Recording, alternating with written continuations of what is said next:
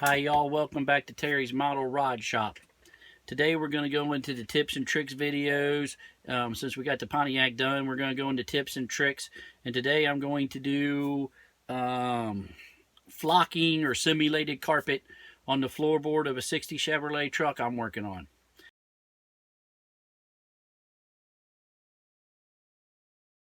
Alright, the stuff that you're going to need is a tea strainer and a nickel or a coin of some kind, a paintbrush, a paint of your choice that matches close to your flocking. I am using this tan color because I'm trying to match my door panels the best I can. I'm going a little bit darker than the door panels, but that's normal. And then paint that matches close, which is I'm using a light ivory. And the floorboard, the victim, so to speak, that I am going to use. And flocking comes in many different colors. You can see it here: tan, purple, light pink, gray, and black. So follow along as I get started getting this ready.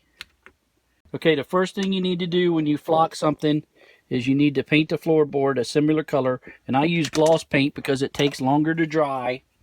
And the paint's got to be sticky for the flocking to stick. So you paint it on there. And don't be real particularly worried about how nice the paint job is. Just get it covered.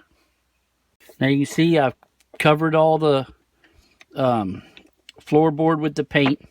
So what I do, I take the floorboard and I stick it in a box. Take my nickel, put it in my, I don't think that's a nickel, but anyway. And you put your flocking in there, and what that does is that breaks up the flocking. And then you take it and you sprinkle it on the floor of your car or truck or whatever you're doing. Get a nice heavy coat on there.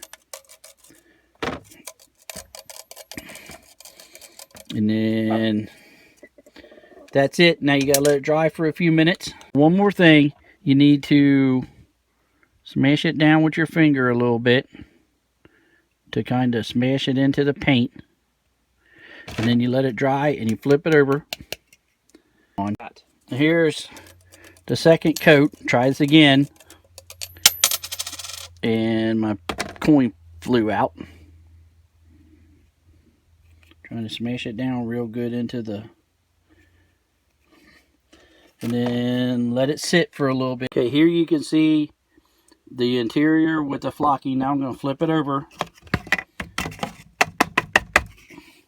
Get the flocking off, and there's the finished interior. And then you let that dry, and you're done. That's it.